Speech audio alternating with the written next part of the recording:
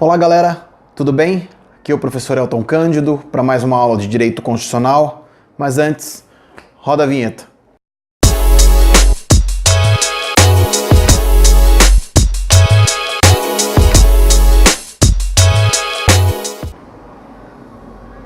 Olá galera, mais uma aula de Direito Constitucional e hoje nós vamos falar sobre constitucionalismo. Essa é a nossa primeira aula, entender o que foi o constitucionalismo, qual a relação dele com o direito constitucional. Mas antes vamos começar com uma definição. O constitucionalismo foi o quê? O constitucionalismo foi um movimento que ao longo da história, como nós vamos perceber, da evolução histórica, e isso data desde a antiguidade, Idade Média, Idade Moderna e Idade Contemporânea. Então o constitucionalismo foi um movimento. Só que ele é um movimento que foi um movimento social ao longo da história, como nós podemos observar, foi um movimento político e foi um movimento jurídico. Então o constitucionalismo é um movimento social, político e jurídico. Tudo bem? Isso a gente não pode esquecer. Exemplo de social, o que aconteceu na França. Por que político? Porque nós vamos observar que ao longo da história ocorreu alguns acordos com relação a alguns direitos e com relação para evitar, por exemplo, alguns conflitos, como na Idade Média, o rei João Sem Terra, quando celebrou a Magna Carta Libertatum, ela foi um acordo entre ele e os bárbaros. Por que é um movimento jurídico? É um movimento jurídico porque coloca a lei acima dos governos, ou seja, o governo não pode estar acima da lei. Tudo bem? Então é um movimento social, político e jurídico. Essa foi a nossa primeira aula. Nós vamos avançar. Se ele é um movimento, como eu disse, e esse movimento ele participou dessa evolução histórica, os estudiosos,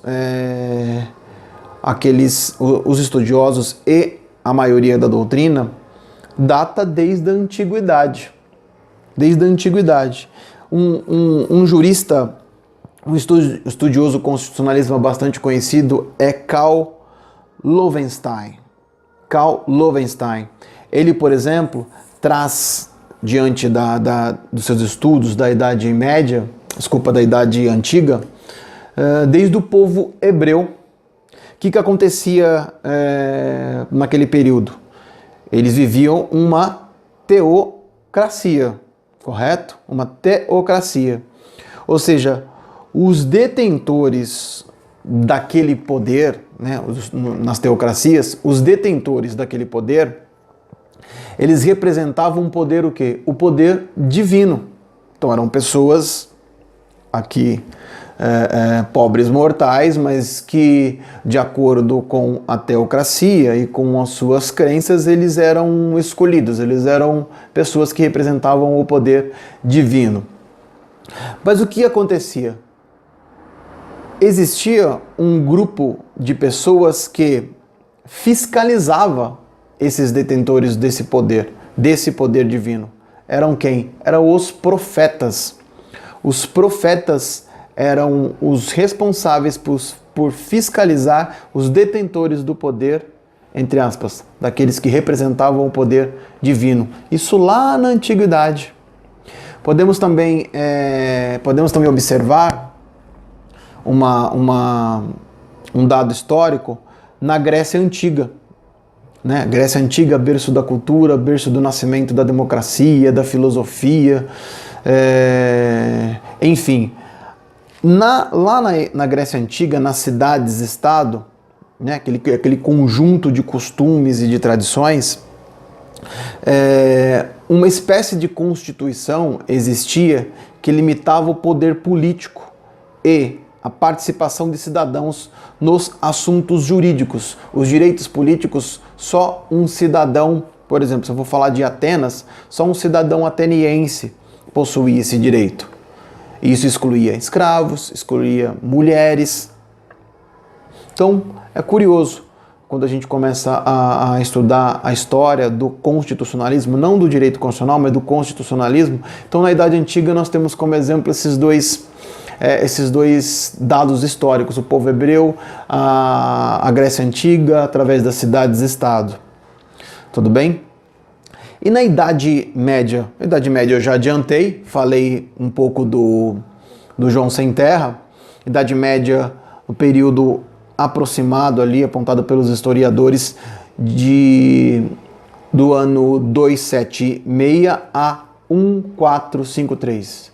De 276 a 1453 depois de Cristo, tá? O que existia ali, o que é importante a gente, quando vai estudar constitucionalismo, lembrar? Lembrar dos bárbaros, né? Aquele grupo dos invasores bárbaros. E nesse período nós tínhamos o quê? O fortalecimento do feudalismo. No feudalismo, quem que mandava? Aquele que era possuidor de terras, aquele que era dono das terras, né? Os feudos, né?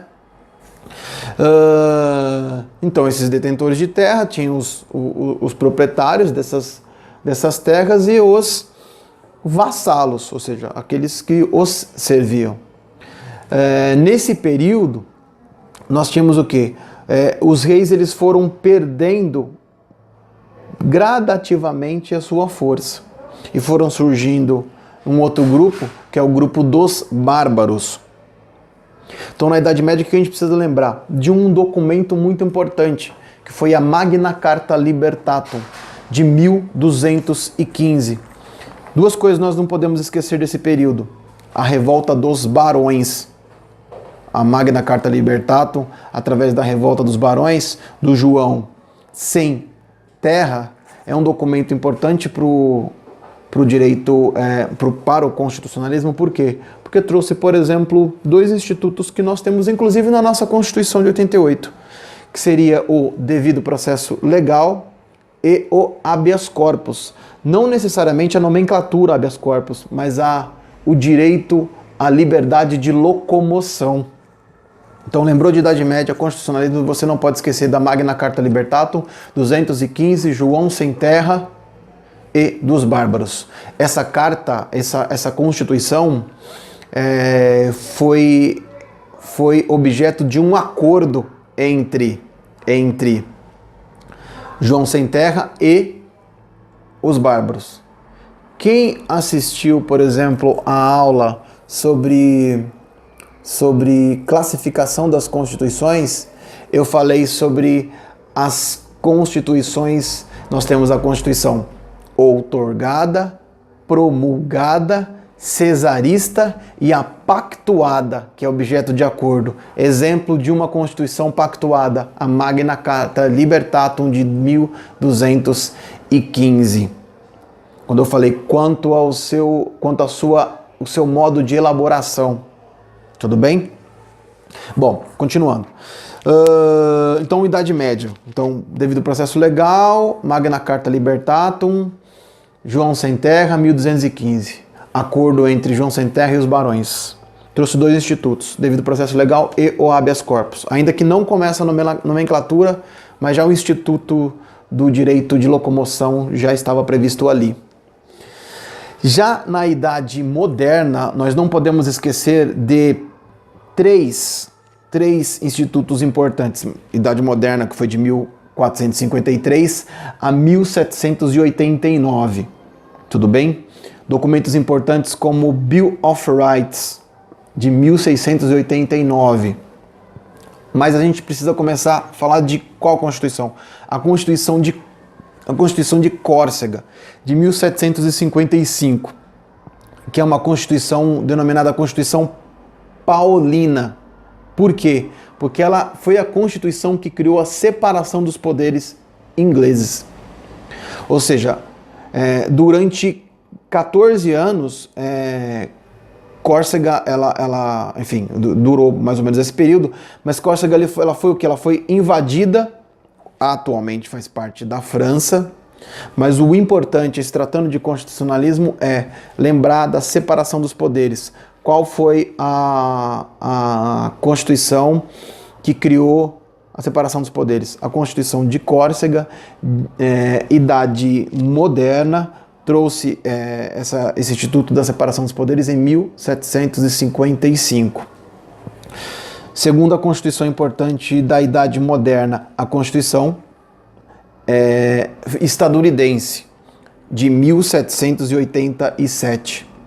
O que trouxe a Constituição americana para o nosso objeto de estudo, que é o constitucionalismo? Foi a Constituição americana que trouxe o sistema de freios e contrapesos, o check and balances, que significa a intervenção de um poder para o outro, ou seja, nenhum poder é absoluto. Nós temos os poderes, né? Lá no artigo 2º da nossa Constituição, traz quais poderes nós temos. A União, o que compõe a União, em se tratando de poderes, lá no artigo 2º. O poder legislativo, executivo e o judiciário. Tudo bem? Esses poderes, eles não são absolutos. Um poder fiscaliza o outro. Isso faz todo sentido. Fiscaliza, em algumas situações até julga. Exemplo, o impeachment. O impeachment não foi o judiciário que julgou, nem poderia. Compete ao legislativo julgar um processo de impeachment, como aconteceu recentemente, inclusive no governo Dilma. Então, essa Constituição trouxe esse sistema do check and balance, sistema de freios e contrapesos. Um poder fiscaliza o outro poder. Tudo bem? Terceiro poder importante. Terceira Constituição importante. A Constituição Francesa. Constituição Francesa data de 1791. 1791. Que houve aqui nessa Constituição? Ela transformou a monarquia absolutista que existia na França em uma monarquia constitucionalista, ou seja, limitou o poder do rei, que antes era absoluto, passou a não ser mais absoluto. Então a Constituição Francesa, ela é importantíssima quando a gente for estudar ali direito constitucional e falar sobre a Idade Média. Então, 3 constituições importantes na Idade Média que nós não podemos esquecer: Córcega, estadunidense, e a francesa. Já na Idade Contemporânea, nós temos o denominado neoconstitucionalismo. O neoconstitucionalismo, essa nomenclatura passou a ser difundida após a Segunda Guerra Mundial. Por quê? Após a Segunda Guerra Mundial, quais foram as constituições que nós tivemos? Constituição italiana, a Itália que vivia um regime fascista, a Constituição alemã, que é onde existia um regime nazista. Constituição italiana de 1947 e a Constituição alemã de 1949. O que o neoconstitucionalismo trouxe de importante para nós? Primeiro, que o direito não é só lei. Você não pode compreender o direito como simplesmente a aplicação da lei. O direito é muito mais do que isso. O direito está muito além disso. O direito é a observância de princípios. O direito é a observância de costumes, de tradições. E aí faz sentido quando você entende que existem ordenamentos jurídicos diferentes, 2 tipos diferentes de ordenamento jurídico, o common law ou o civil law, que é o que o Brasil adota, né, durante a sua história. Outra coisa importante do constitucionalismo é que a Constituição ela é capaz de alterar uma realidade. Então não é simplesmente só a aplicação da lei. A Constituição é muito mais do que isso. Mas o neoconstitucionalismo também trouxe algumas questões importantes, como uma maior eficácia dos princípios constitucionais. Eu vou dar um exemplo. A ADPF 132, que o Supremo Tribunal Federal julgou, se eu não estiver enganado, foi em 2011. Me perdoe a data, mas é só você pesquisar ADPF 132 que você vai ter esse conteúdo na internet. O que trouxe essa DPF? O reconhecimento da entidade familiar à união homoafetiva. O Supremo Tribunal Federal, quando foi julgar esse caso das relações homoafetivas e considerar as relações homoafetivas, ou seja, entre pessoas do mesmo sexo, como uma entidade familiar, entendeu que não reconhecer a união homoafetiva como entidade familiar seria violar um princípio da Constituição. Qual? O artigo 1º, inciso 3º. O Supremo Tribunal Federal, se não reconhecesse como entidade familiar a união homoafetiva, estaria violando o princípio da dignidade da pessoa humana. Isso é objeto do neoconstitucionalismo, que não seria simplesmente aplicar a lei, não seria simplesmente aplicar o texto legal. O texto legal ele é abstrato, muitas vezes ele pode, talvez até, como nesse exemplo que eu dei, da união homoafetiva, estar cometendo injustiças, algumas injustiças, tudo bem?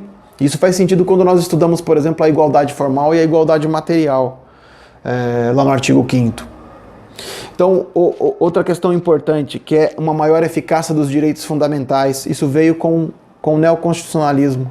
Talvez esse trauma das guerras, da Primeira Guerra, da Segunda Guerra, fez com que os direitos fundamentais tivessem que ser garantidos por respectivas constituições. A própria aplicação dos direitos humanos, um maior protagonismo até do judiciário na hora de aplicar esses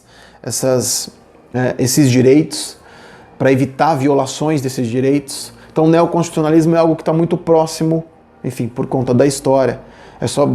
Basta nós observarmos a nossa própria história, né?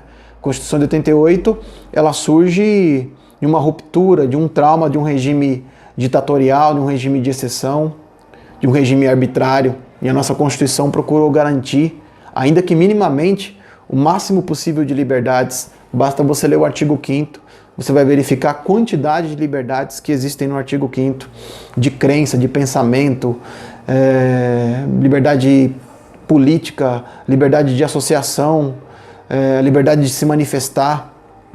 Isso é fruto do neoconstitucionalismo. Tudo bem? Então essa foi uma pequena aula, uma aula rápida, objetiva, sobre constitucionalismo. Espero que vocês tenham gostado. Se inscreva no canal, dá um joinha, clica no sininho para receber as próximas notificações com relação à publicação de vídeo e dão a sua opinião, comentem e divulguem para os colegas de sala ou de outras faculdades também, enfim, de utilidade pública esse vídeo. Tudo bem? Grande abraço, fiquem com Deus.